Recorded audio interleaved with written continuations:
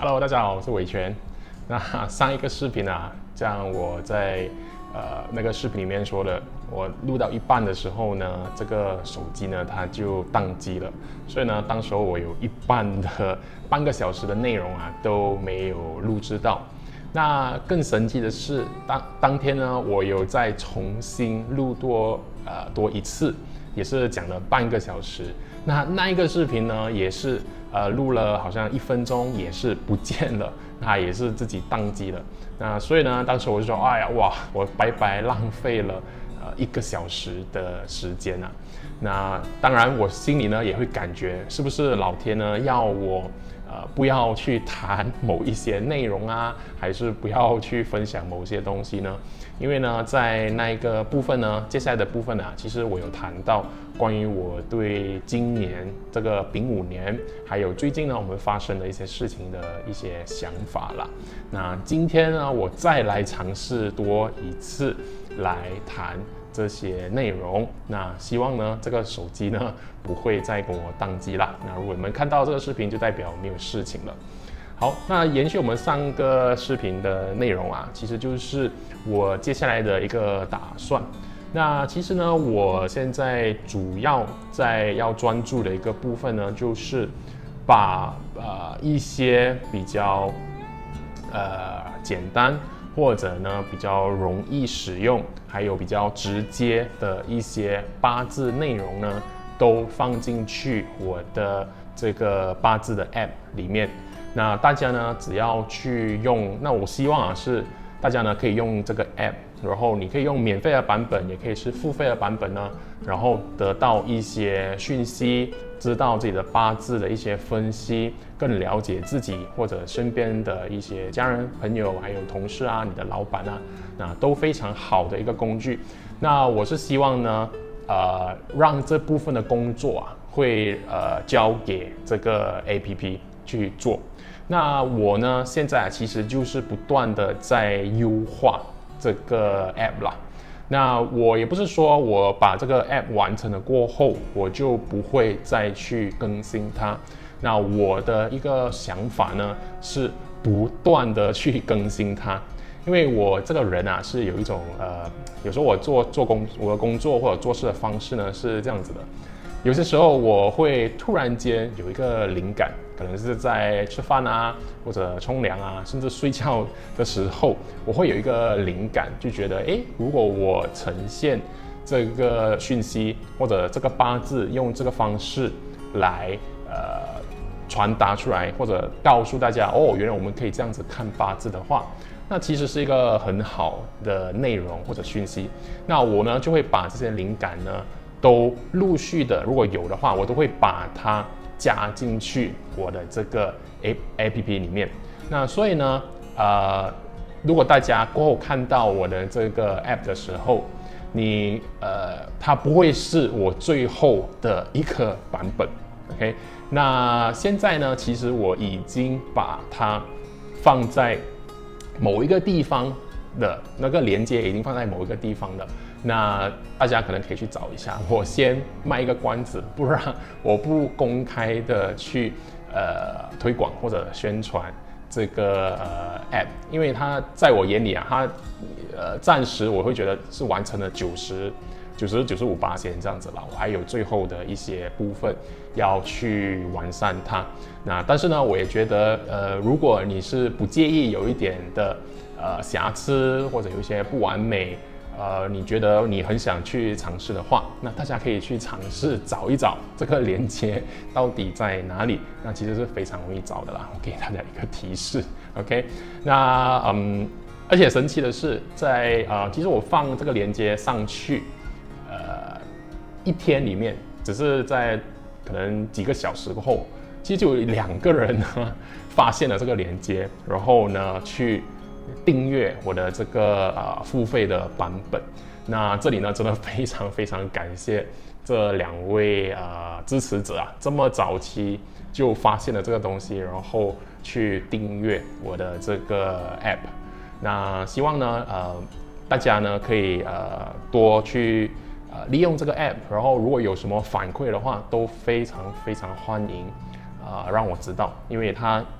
我会把它视为是我的一个永远在 work on 的，永远在更新的一个 project 这样子。那所以呢，我只要有什么灵感，我觉得这个可以呈现得更好，或者呢我要优化什么地方，我都会持续去更新它了。那所以呢，其实你因为如果是付费的版本的话，你可以说你花这个钱过后呢，你就可以享受过后所有的更新啦。那但是如果你是现在非常早期的，你就觉得哇，我很想去尝试去看，然后去受益于这个 app 的话，那当然非常欢迎大家的一个支持啦。那当然第二个呢，内容的话，我也会现在呢，其实我有蛮多对于这个视频我要拍的内容有很多的 idea。那我最近呢有跟我的太太在讨论。那其实呢，我跟她，我们都一致认为呢，这个频道可能我们会开始转型去比较偏向于灵性或者能量方面的一些内容。但是呢，大家也不要以为我们这些灵性或者能量呢，就好像不是大家想象中的那一种。OK， 因为我们对于这些所谓的 spirituality 的内容或者呢，我们要怎么去看待我们要怎样去运用在我们的生活里面呢？其实呢，我们会觉得更多的是一种生活化的东西，是在我们日常里面，它可能是我们每天吃的东西，我们一天的一个活动。那所以呢，我会比较专注于去挖掘，或者呢去把这些所谓的日常，我们要如何去扩展或者去提升自己在这种灵性或者能量方面的一些事情的时候，我会把它拍成视频。那它可能形式呢会是像现在这样子，我坐在这里跟大家来分享，因为这个呢是最直接、最快速，然后制作成本还有时间成本都是最低的，我可以最快速的就把我想讲的东西告诉大家了。那但是呢，我也不觉得我只能靠这样子的内容，对吧？那大家可能也会看到很无聊只是看我一个人。那所以呢，我也会尝试很多之前我可能没有拍摄过的一些视频。那很有可能是一些 vlog， 可能是我去一个地方，那这个地方能量很好，那我可能就在当场就做一个讲解，跟大家来解释一下可能风水或者这个地方它的能量是如何然后我们可以怎样去好像吸收它，或者来让它来转换自己的一个能量，我们用这个地方的能量 OK。那当然还有另外一种模式呢，我也是有考虑的，是以拍摄访谈，可能去找一些我最近呢有认识到一些所谓很特别或者他们的故事呢都很有趣的一些人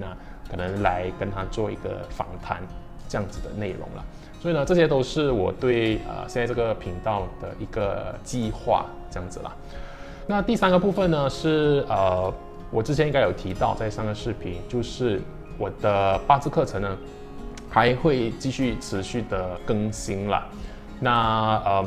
其实呢，我已经有拍了蛮多的内容，只是呢，我在剪辑这些课程的内容的时候会比较慢一些因为我从做 PPT， 然后到拍摄，然后剪辑 edit， 然后上传，所有都是只有我一个人在做 OK 因为我暂时的没有把这个工作交给其他人我都是自己去负责这样子，所以呢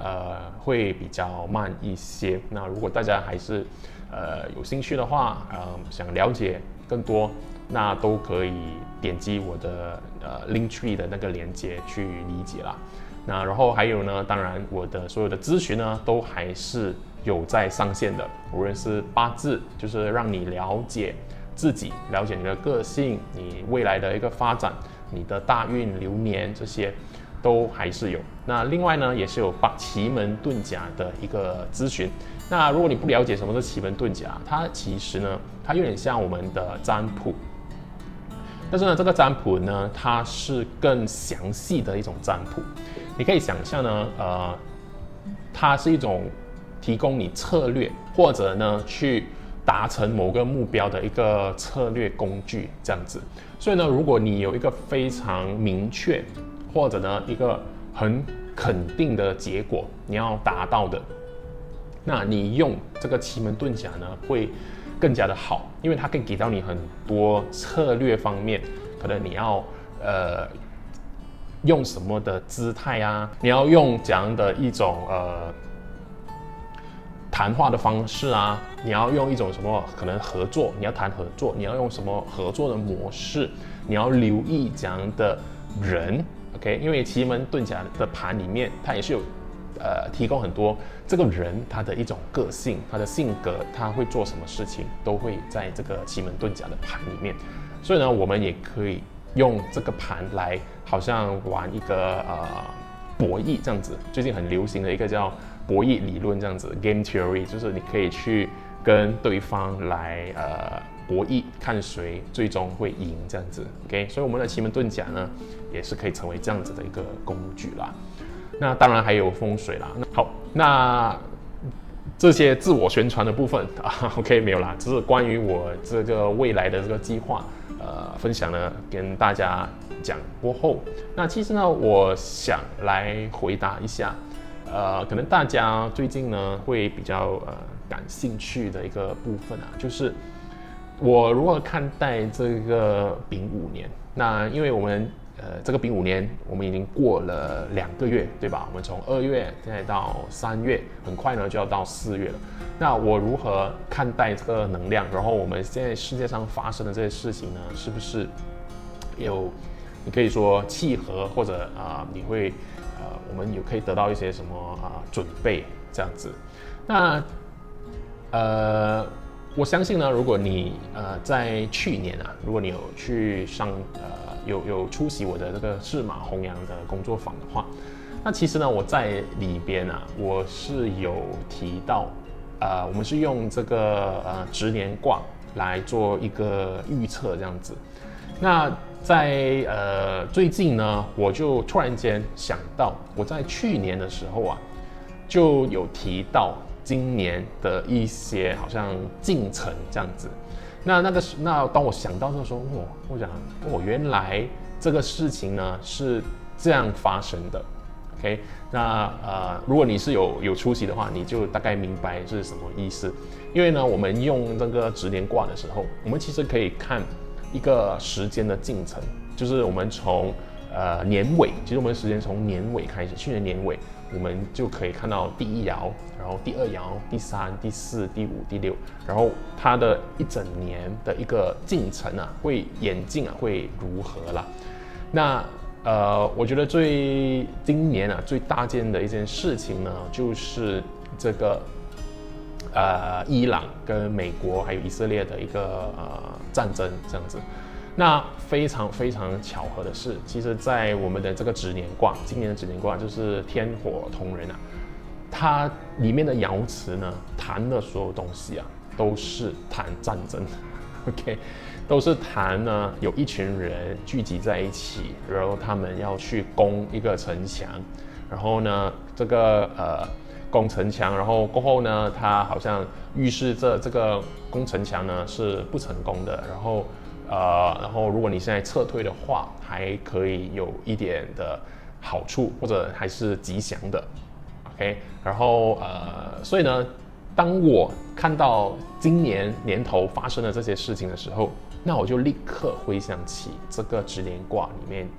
提的东西。那在去年的时候我在谈的时候，当然我不知道到底会发生什么事情，因为有时候这些爻辞它只是跟你说一个故事或者一个好像比喻这样子，它不是实际呢就会发生这个事情。但是呢，很多事情会好像有一点的关联或者相似性在里面。但是在今年呢，我没有想到是这么的明显或者这么的直接，就是很像今年年头就是这个战争的一个情况。那至于呢，可能大家都会好奇的一个点就是这个战争几时会停止，或者呢会结束。那如果我们通过这个卦来看的话，很难说 ，OK， 因为在这个它有一个节点，就是在这个可能第3爻还是第4爻的时候，我忘记了。那个时间呢，是围绕在这几个月份，可能是4、5、6月这样子 ，OK， 这几个月份呢。他谈的是说，如果你现在撤退 ，OK， 就是说你不要再继续这件事情的话，你是吉祥的，你还是好的 ，OK。但是他为什么这么说呢？也代表着很有可能你已经骑虎难下了 ，OK， 这个事情已经无法停止了。如果你停止的话，可能你还可以有一些好处。但是呢，他之所以会提啊，有时候在易经，在这些词里面，其实就是因为他已经知道你会继续做，所以他只是来一个善意的提醒。如果你可以耗最大的决心，你下一个最大的决心来停止，来不做这件事情的话，你就是吉祥的。但是呢，它代表的是你可能会继续下去 ，OK。所以呢，对我来说，我真的没有办法给大家一个准确的预测这个东西什么时候会结束了。那第2点呢，我想跟大家谈的是，我们今年啊，不是说是丙午年嘛，那这个火呢是非常强、非常旺的一个年份。那在年头的时候，我就跟大家分享说，那可能代表的就是我们的能源这种科技，还有总之所有关于火的行业都会非常的好 ，OK， 非常的旺。但是呢，像我一直以来都在强调的，当某一个能量去到最极致，或者去到最强的时候，它其实代表的也是一个要向下走，或者呢出现问题的一个时刻。大家要有一个概念啊，就是在我们的玄学里面，所有东西没有所谓的绝对，它永远是一个好像循环，或者呢一个有连接性的一个过程这样子。你在最低的时候，代表你也会去到最好的，你也过后要回到好的。那当你去到好或者去到最高的时候，它也代表要往下走了。它是所有东西都是一个循环，都是一体的。OK， 那所以呢，在今年啊，你可以看到就是火的能量非常强的时候，我们会简单的我们可以说简单的来讲，就是可能这些能源啊、科技啊跟火的行业啊会非常的好。那但是呢，它同时也代表了就是说，你现在看现在的情况，就是我们反而变得有一个能源短缺或者能源供应出现问题的一个情况。OK， 然后第2个呢，你会发现 AI 的公司，很多科技的公司呢，现在呢，如果有留意股市的话，他们的表现都不那么好。它代表的是说大家突然间意识到这个是一个泡沫，一个 bubble， 或者呢是一个问题这样子，因为这个能量呢已经去到极致了，所以呢它反而变成一个问题。OK， 所以呢，我个人啊是没有说怎么说呢，就是这个情况呢，只是希望给大家一个概念啊，就是所有东西呢，你不能听一面 ，OK， 好像有一个人一直跟你讲哈，就是好，这个这样子就是好，这样子就是好，但是你也要知道这个的好背后也代表会带着可能是凶，可能是不好。那尤其啊是你当某一个东西你说它最好，或者去到最高，或者最完美的时候，它一定带着的就是过后的下滑，过后的一个崩坏 ，OK， 所以呢，所以有时候我们这种所谓的玄学或命理老师，有时候也会给人家抨击啊，就是好像讲话很模棱两可。其实有时候不是我们要模棱两可，而是你要意识到这个东西从来都不会是一个绝对。OK， 它是一个很流动，然后是永远是有两面，然后是一个不断循环，不断的所谓的增长，还有消减的一个过程。有一个成语我忘记那个成语是什么 ，OK 呀、OK， 所以呢，对于丙午年的这个情况啊，我会建议就是大家要持续的保持一个警惕啦。OK， 因为可能这个火的能量呢，会把很多过去大家忽略的一个问题，或者呢，扫在地毯下的一些问题呢，都把它彰显出来。OK， 当火去到很极致的时候，所有的黑暗、所有的问题都会暴露出来。那其中啊，我可以举一个例子啊，就是最近很明显的，就是我看到报章报道是说，因为这个石油能源的问题啊，它也影响了很多其他的行业，例如什么，我最没有想到就是农业。OK， 那为什么啊？原来啊，我们现代的农业啊，他们需要用很多的化肥，很多的化学物质去进行这个种植。那所以呢，这些化肥呢，都是需要有石油、有这些能源来所谓的好像提炼，或者去帮他们生产出来。所以呢，当它吃紧的时候，这些化肥呢就也吃紧，然后也间接的导致这些种植出现问题。所以呢，这个是我看到说，哇，原来可以这样子啊！我是从来没有理解到会这样子的一个影响。那当然也不要说，还有他也说我们的那些蔬菜啊、水果啊，很多这些食物啊，都需要有包装 ，OK， 需要有塑料的这些包装。当然，塑料就等于也需要石油，然后还有运输也需要这些柴油。那所以呢，它一件事情呢，可以把很多的东西都牵连在一起。那同时啊，也代表就是说，你会发现我们的所谓的农业或者我们的食品。我们的食物行业原来是这么的跟这种石化或者这种石油工业是这么有连接的。那这个至于你会觉得是好还是不好呢？那我个人是觉得是一个很大的问题的。OK， 因为食物本身，如果你真的往过去的话，我们其实真的只是食物，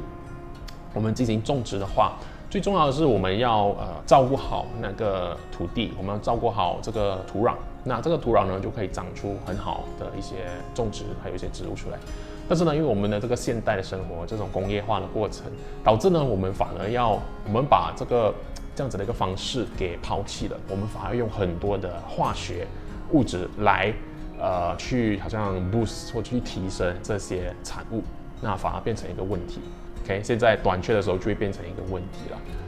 OK，so，这个是我对这个丙午年在今年的一个看法啦。我会希望呢，就是大家呢提醒，就是说大家要持续关注这整个事情的一个走势，还有保持警惕啦。OK， 因为呢火永远是代表一种不可预测，它是一个很难去有点捉摸，或者呢它要爆发、它要燃烧的时候，你会变得一发不可收拾，会很容易陷入这样子的问题啦。所以大家要保持一个警惕。这个部分呢，就是我上个视频呢想跟大家来谈一谈的啦。那希望呢，这一次的视频呢不会再出现问题了。OK， 我现在还不知道，因为我还在录这。那希望呢是没有问题的。那好，那我们这一次的这个很随性的问答，还有跟大家来做分享，就到这里啦。那如果大家记得，如果大家有兴趣的话，想尝试那个 app， 大家可以去寻找，找一下我到底我把这个链接呢躲藏在哪里 ？OK， 那大家可以去尝试来玩一下，来用，然后有什么反馈呢，都可以让我知道。OK， 好，那我们这个 Part 2的视频呢就到这里，我们下一个视频再见，拜拜。